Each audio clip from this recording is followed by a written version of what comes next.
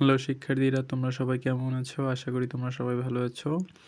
তো আজকে চতুর্থ শ্রেণীর প্রাথমিক গণিতের আমাদের ক্লাস নম্বর দ্বিতীয় ক্লাস আমরা আজকে স্টার্ট করব। তো আমরা গতকাল আমরা কি শিখেছিলাম? গতকাল আমরা শিখেছিলাম সংখ্যা ও স্থানীয় মান শিখেছিলাম আমরা। তাহলে কোনটা শিখেছিলাম? সংখ্যা ও স্থানীয় মান। আজকে আমরা শিখব এগুলোর প্রয়োগ, মানে বাস্তবিক প্রয়োগ কিভাবে করতে হয় সেগুলো আমরা শিখব। তো আসো আমাদের পৃষ্ঠা নম্বর 1 এবং অধ্যায় নম্বর 1। তাহলে কি দেওয়া আছে? প্রথমত দেওয়া আছে সংখ্যা ও স্থানীয় মান।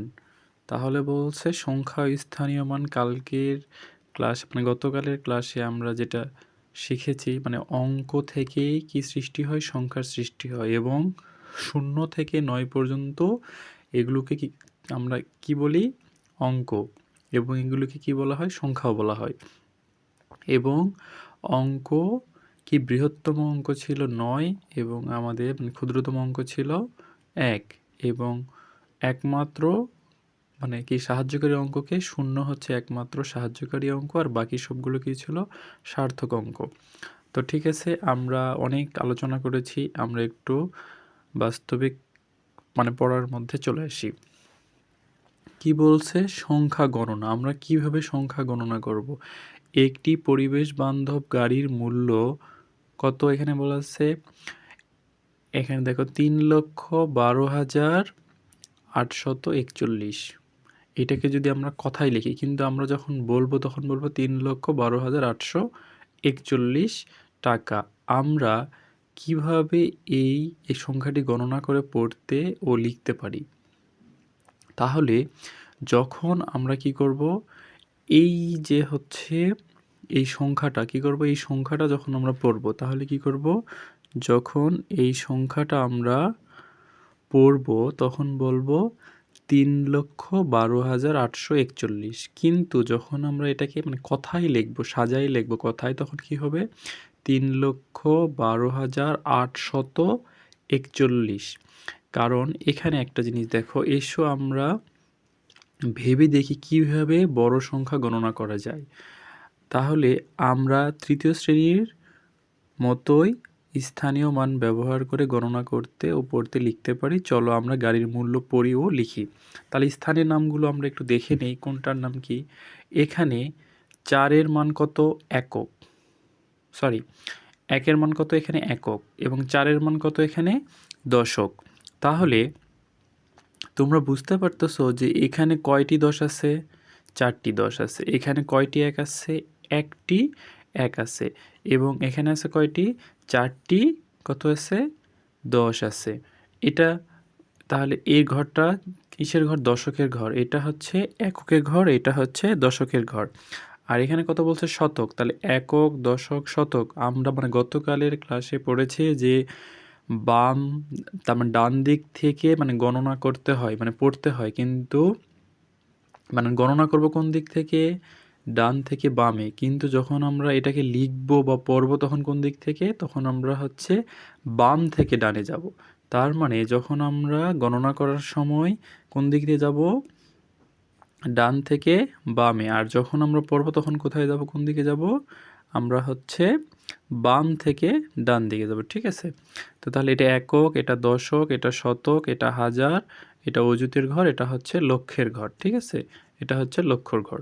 তাহলে লক্ষ। তাহলে এটা 8 হচ্ছে শতক। 8-এর স্থানীয় মান কত? 800।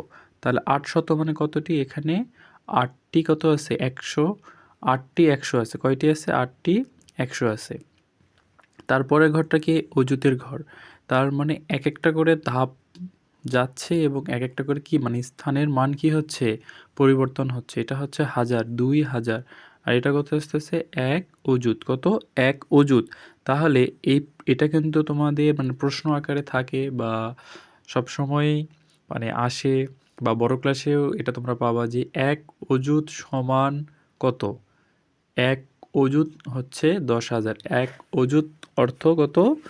10,000। তাহলে আমরা একটু লিখে নিই, এইটা তোমরা সবাই নোট ডাউন করে নাও যে 1 অযুত সমান কত হাজার? 10,000। এটা হচ্ছে সংখ্যায় আমরা লিখব 10,000, কিন্তু এটাকে যদি আমরা কথায় লিখি তাহলে কত? 10,000। ঠিক আছে, তোমরা একটু এইটা অবশ্যই নোট ডাউন করে নিবা। এক অযুত সমান কত? 10,000। এটাকে আমরা সংখ্যায় লিখলে 10,000, আর যদি আমরা কথায় লিখি তাহলে এক অযুত সমান কত হাজার? 10,000। ঠিক আছে, তারপরে কত আছে? 3 লক্ষ। কত লক্ষ? 3 লক্ষ। তাহলে দেখো একটা জিনিস তোমরা দেখতে পাচ্ছ, আমরা যখন মানে গণনা করতেছি তখন হচ্ছে ডান দিক থেকে বাম দিকে আসতেছি, আর যখন আমরা লিখতেছি তখন কোনটা লিখতেছি? 3,12,841। ঠিক আছে, তাহলে আমরা 3,12,841 সংখ্যাটি পড়ি 3,12,841। তাহলে এটাকে এই যে 800 বলতেছি আমরা, কিন্তু যখন মানে সংখ্যা বলতেছি তখন 800, এবং যখন আমরা এটাকে কথায় লিখবো তখন কি হবে? 800 বলতে হবে। ঠিক আছে, তো আমরা একটু স্থানীয় মানটা একটু লক্ষ্য করি। এই সংখ্যাটার স্থানীয় মানটা আমরা এখান থেকে বই থেকে একটু লক্ষ্য করি, দেখি তো তোমরা সবাই কি দেখতে পাচ্ছ? আচ্ছা, তোমরা আমি একটু পজ করি ক্যামেরাটা। তাহলে কত? একের মান কত? 1 একক। ঠিক আছে, 1 একক সমান কত?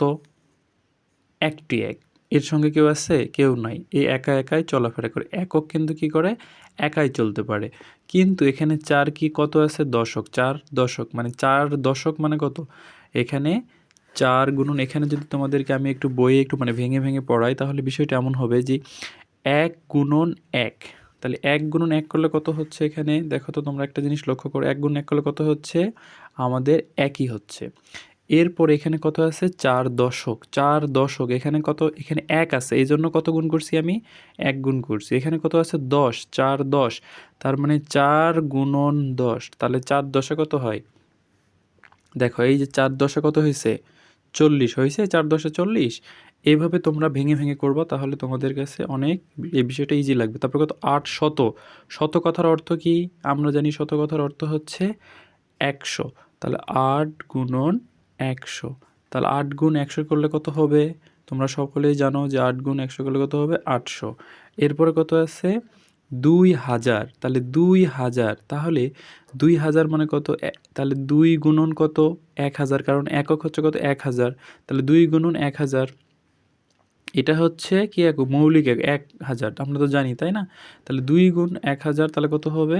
2000। কত হাজার? 2000। আর এখানে আছে কত? অযুত। অযুত কথার অর্থ কত? অযুত কথার অর্থ আমি কিন্তু একটু আগেই তোমাদের বললাম যে 1 অযুত সমান 10,000। কত? তাহলে 1 গুণন কত? অযুত কথার অর্থ কত? 10,000। তাহলে কীভাবে লিখবো আমরা? 1 গুণন 10,000। কত হাজার? 10,000। 1 গুণন 10,000 মানে কত? এই যে 10,000। দেখো এই যে তোমাদের এখানে 2 গুণন 1000 2000, আর এখানে 1 গুণন 10,000, তাহলে 10,000 আসছে। এরপরে কত আসছে? 3 লক্ষ। কত লক্ষ? 3 লক্ষ। তাহলে 3 গুণন 1 লক্ষ। 3 গুণ 1 লক্ষ করলে কত হবে? 3 লক্ষ। তাহলে এই সবগুলো যদি আমি যোগ করি তাহলে কিন্তু আমার এই সংখ্যাটি কিন্তু আবার চলে আসবে। তাহলে এই যে 1 আসছে, 4, তাহলে এই শূন্যর সঙ্গে সবগুলোর সঙ্গে 8 যোগ করলে 8 হচ্ছে। তারপর এখানে কত আসতেছে? এই যে 0 2, তাহলে এই যে 1 আর 0 যোগ করলে কত হয়? 1, আর এই 3 নামতেছে, তাহলে কত? এই যে দেখো আমাদের এই সংখ্যাটি আবার চলে এসেছে 3,12,841। ঠিক আছে, তো এইভাবে যদি তোমরা মানে একদম ভেঙে ভেঙে যদি মানে বেসিক ধরে যদি অঙ্কগুলো করো এবং বোঝো, আশা করি তোমাদের আর কোনো কি ভুলে যাওয়ার কোনো চান্স থাকবে না, এবং তোমরা সহজেই এই বিষয়টি বুঝতে পারবে এবং তোমাদের সারা জীবন এটা তোমরা তোমাদের মানে ছোট ভাই বোনদের মানে শেখাতে পারবা, তোমরা অন্যদের ভালো করে বোঝাতে পারবা। আর গণিত তুমি ওই সময়েই মানে শিখে সার্থক হবা যে সময় তুমি অন্যকে বোঝাতে পারবা। তুমি যদি অন্যকে গণিত বোঝাতে না পারো তাহলে তুমি বুঝবা যে তোমার গণিত শেখাটা অসম্পূর্ণ। ঠিক আছে, তো এই জন্য তো আচ্ছা, তাহলে আমরা এক অধ্যায়ের 1 পৃষ্ঠা আমরা শেষ করেছি, 1 নম্বর পৃষ্ঠা। এখন আমরা দ্বিতীয় পৃষ্ঠাতে চলে যাই।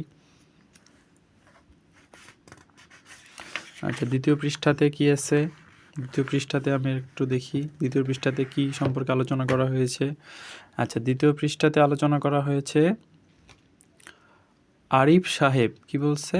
আরিফ সাহেব আরিফ সাহেব মোবাইলে পাসওয়ার্ড দিয়েছেন কত, এখানে বলো তো, একক, দশক, শতক, হাজার, অযুত, লক্ষ। 2,90,516। কত? 2,90,516। তাহলে সংখ্যাটি পড়ি ও লিখি, তাহলে সরি, তাহলে এই সংখ্যাটি কী করতে বলছে? পড়তেও বলছে এবং লিখতেও বলছে। তাহলে ওই যে মানে এক পৃষ্ঠাতে আমরা যেটা পড়ছি সেটারই এইটার একটা সারাংশ দিয়েছে কীভাবে করতে হবে। তাহলে এখানে কত আছে দেখো তো বাবা তোমরা। তাহলে কত আছে? এককের স্থানে কত আছে বলো তো? 6 আছে। একক স্থানে কত আছে? 6। তাহলে 6 কোথায় বসবে? এককের ঘরে 6। তারপরে কি আছে বলো? দশকের ঘরে কি আছে? 1 10। তাহলে 10 কয়টি আছে? একটি 10 আছে। তারপরে এখানে শতকের ঘরে কি আছে? 5। শতকের ঘরে কত আছে? 5, মানে 5 শত। তাহলে 5 শত। তারপরে কত আছে? শূন্য, মানে হাজার। হাজারের ঘরে কত আছে? কিছু, তাহলে শূন্য আছে। তাহলে কি লিখবো? শূন্যই লিখবো আমরা, কারণ এখানে কোনো মান নাই। আর তোমরা জানো মানে শূন্য একটি অঙ্ক। এটাকে যদি কেউ বলে যে স্যার শূন্য তো এর তো কোনো মান নাই, আমরা কি এটাকে বাদ দিতে পারবো? না বাবা, এটাকে তুমি বাদ দিতে পারবো না। এটাকে বাদ দিলে এই সংখ্যাটাই পরিবর্তন হয়ে যাবে। এই জন্য শূন্য যখনই কোনো সংখ্যার মানে দুইটি সংখ্যার বা অঙ্কের মধ্যে থাকবে, সেই শূন্যটাকে অবশ্যই নিতে হবে। এই শূন্যকে বাদ দেওয়া যাবে না। এই শূন্যকে যদি তুমি বাদ দাও তাহলে পুরো সংখ্যার মানটা তোমার চেঞ্জ হয়ে যাবে। তারপরে কত আছে? অযুতের ঘরে কত আছে? 9 আছে। অযুতের ঘরে কত? 9। এবং এখানে কি লক্ষের ঘরে কত আছে? 2 আছে। তাহলে আমরা যদি এখন এটাকে লিখি তাহলে কত হবে? 2 লক্ষ, কত হবে? তাহলে 2 লক্ষ, আমরা একটু যদি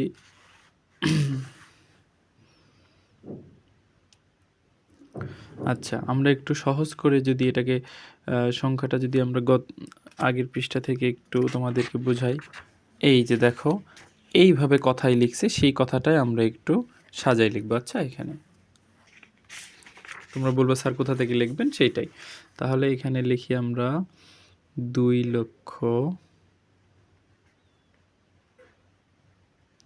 লক্ষ কত হাজার? 90,000। তাহলে 9 বয়ে ব রস্যই 90,000 কত? 500। 500 কত এটা? 16। ঠিক আছে। তাহলে সংখ্যাটা যদি একবারে আমরা কথায় লিখি তাহলে কেমন হবে? কথায় লিখলে বলো তো বাবা। 2,90,000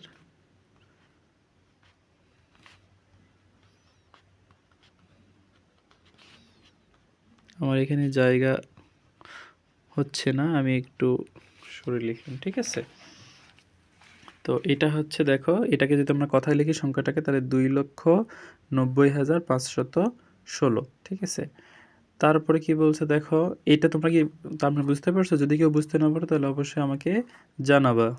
তারপরে কি বলছে? বাংলাদেশের একটি জেলার লোক সংখ্যা কত? 31,69,615। দেখো আমি কিভাবে এটাকে পড়লাম, আমি কিন্তু দেখেই বুঝতে পেরেছি এটা কিসের ঘরে আছে? লক্ষের ঘরে চলে আসছে। কিভাবে দেখো? একক, দশক, শতক, হাজার, অযুত, লক্ষ, নিযুত। মানে এখানে এই যে 31 লক্ষ, কারণ এখানে দেখো সবসময় একটা জিনিস, মানে শতক হচ্ছে, একক হচ্ছে একা থাকে। একক মানে কি? একা। আর দশক মানে কি? এর সঙ্গে কি দুইটি সংখ্যা, মানে 10। 10 বলতে বোঝায় কেমন? 10 বলতে কি 10 কি একা চলে না? ওর সঙ্গে একটা কিছু থাকে। ওর সঙ্গে একটা কিছু থাকে মানে কি 10 এর পরে কত আছে? 5 আছে, মানে 15। আর শতক মানে কত? 3, মানে তিনটি, মানে তিনটি সংখ্যা নিয়ে কি হয়? শতক। 4টি সংখ্যা নিয়ে হয় হাজার। 5টি সংখ্যা নিয়ে হয় কত? অযুত। আর 6টি সংখ্যা নিয়ে হয় কি? লক্ষ।